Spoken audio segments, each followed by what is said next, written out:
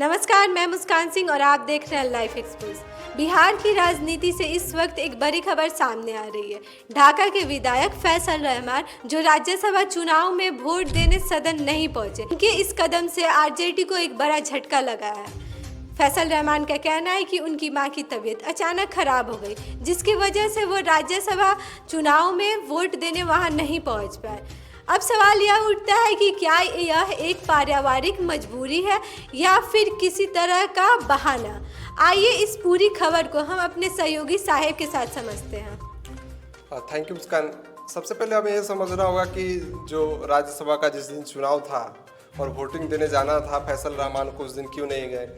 तो बहुत सारे न्यूज़ चैनल्स में उन्होंने इंटरव्यू दिए, बाइट्स दिए और उन्होंने कहा है कि मेरी मम्मी का तबीयत जो है वो अचानक ख़राब हो गया, तबीयत ख़राब था जिसकी वजह से मैं यहाँ नहीं था तो नहीं पहुँच सका।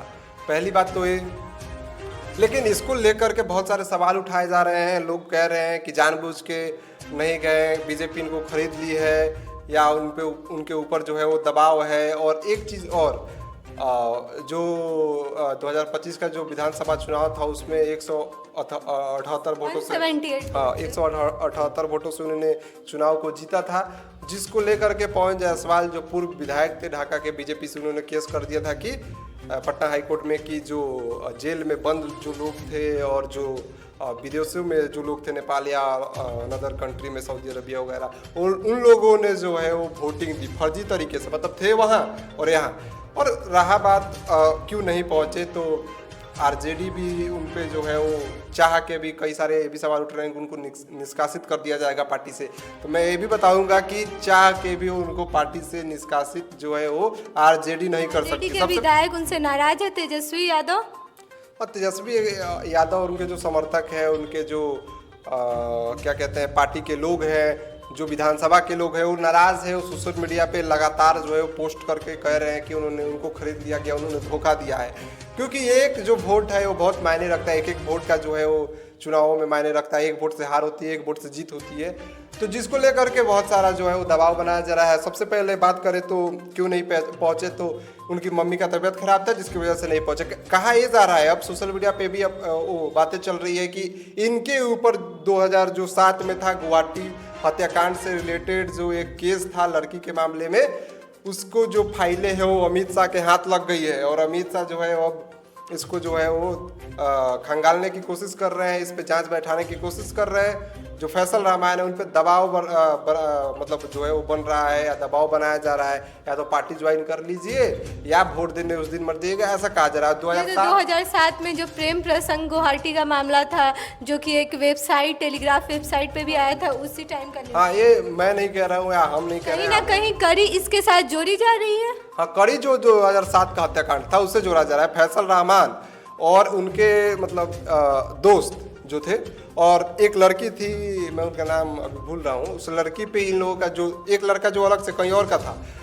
वो गुवाहाटी हाँ गुवाहाटी का मनीष नाम था, उसका दिल आ गया था उस लड़की पर। फैसल रहमान का भी दिल आ गया था। मैंने कहा टेलीग्राफ जो न्यूज़ वेबसाइट है वो कह रहा है, बहुत बड़ा प्रतिष्ठित चैनल है, आप लोग जानते होंगे।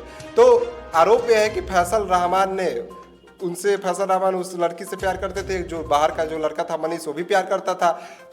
तो मनीष को हटाने के लिए बिहार का ही एक लड़का जो है वो उसको सुपारी दे दिया, पैसे दे दिया। दोस्त था फैसल रहमान का, समस्तीपुर का लड़का था। और उस समय फैसल रहमान की उम्र जो थी वो 19 साल थी, और उस समय आरजेडी से राज्यसभा सांसद थे। उनके पिता जो है मोतीउर रहमान, जो उनके अब्बा हैं, वो राज्यसभा सांसद थे आरजेडी का। तो उस समय जो है कहा यह गया, जो वहाँ के जो पुलिस थी उन्होंने ये कहा कि इसके पीछे जो है, हत्या के पीछे जो लड़की से दूसरा लड़का तो प्यार करता था, उसको मारने के लिए उन्होंने सुपारी दी थी, उसको कहा था कि वो हटाना है, जिसको लेकर के पुलिस ने भी ये भी बताया। तो उस समय राज्यसभा सांसद इनके पिता, उनकी इन वजहों से भी उनकी उसी समय जो है उनकी 2007 में ही उनकी निधन हो गया, उनकी मृत्यु हो गई। तो ये भी कहा जा रहा है कि जो फाइलें हैं वो अमित शाह के हाथ लग गई है, तो इसलिए दबाव है कि कहीं फंस न जाए फैसल रहमान, इसलिए भी वो जो है वो वोट देने जो है वो नहीं पहुंचे। दूसरा बात है, सोशल मीडिया पे चल रहा है कि अब जो है तेजस्वी यादव बहुत गुस्सा है, बहुत हाइपर हो गए हैं कि इनको पार्टी से निष्कासित कर दिया जाएगा। पार्टी के कार्यकर्ता जो है गुस्से में है, लोग कह रहे हैं कि वोट देने क्यों नहीं पहुंचे हैं। तो चाह के भी जो है ये सिर्फ अफवाहें फैल रही हैं कि वो उनको निष्कासित कर देंगे। चाह के भी तेजस्वी यादव जो है उनको पार्टी से नहीं निकाल सकते हैं।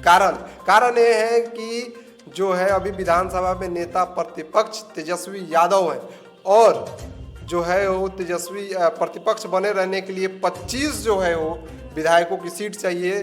तो और अभी के समय में जो 2025 में जो चुनाव हुआ उसमें आरजेडी को मात्र 25 सीटें ही आई और 25 विधायक भी हैं। तो अगर एक को भी निष्कासित करते हैं और एक को भी कोई छोड़ के भी चला जाता है तो नेता प्रतिपक्ष के पद पे जो है वो नहीं रहेंगे, हट जाएंगे, हटा दिया जाएगा, तो उसके लायक ही नहीं रहेंगे तेजस्वी यादव। तो चाह कर भी राजनीति से ही वो हट जाएंगे। हाँ, चाह के भी नेता प्रतिपक्ष जो है वो नहीं रहेंगे। इसको तो चाह के भी तेजस्वी यादव इनको निकाल नहीं सकते हैं पार्टी से। गलती किए हो, दबाव हो, कुछ भी हो, नेता प्रतिपक्ष बने रहना है तो इनको पार्टी से निष्कासित नहीं करना है। तीसरा जो है पवन जायसवाल, जो कि पूर्व विधायक है ढाका से, उन्होंने क्या किया था कि जो 2025 का रिजल्ट आया, जिस दिन आने वाला था उस दिन भी देखा कि रिकाउंटिंग भी हुआ, डीएमएसपी सब थे।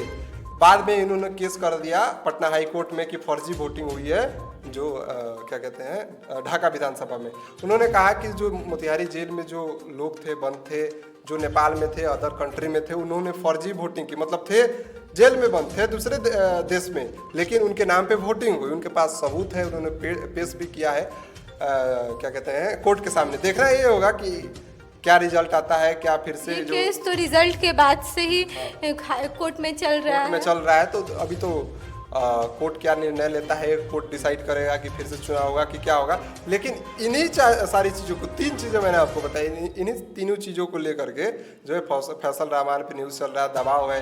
जो गुवाहाटी वाला केस बताया था कांड, उसको लेकर भी कहा जा रहा है कि दबाव है, इधर से केस भी चल रहा है।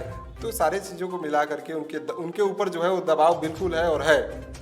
यहाँ कहीं ना कहीं दिख रहा है कि बीजेपी के साथ उनका कोई संबंध हो रहा है, कि वो उस पार्टी में जाना चाह रहे हैं। ये भी अफवाह फैल रही है कि बीजेपी फैसल रहमान को अपनी तरफ झुकाव में ला रहे हैं। हाँ, फैसल रहमान कह रहे हैं कि चैनल में कह भी रहे थे कि हमको कोई माई का लाल जो है वो खरीद नहीं सकता है। लेकिन फैसल रहमान, आप डर तो सकते हैं ना, जो केस है उसकी वजह से आप डर सकते, कहीं ना कहीं केस का दबाव यहाँ दिख रहा है। केस का दबाव की वजह से डर सकते, आपको कोई खरीद नहीं सकता है। बीजेपी वाले आपको खरीद नहीं सकते, लेकिन डरा तो सकते हैं, और वही हो रहा है अभी की डेट में। तो अब ये सवाल है कि क्या फैसल रहमान किसी राजनीतिक दबाव में पड़ रहे हैं? अपनी राय कमेंट बॉक्स में हमें ज़रूर बताइए, और ऐसी ही खबरों के लिए बने रहिए लाइव एक्सपोज के साथ।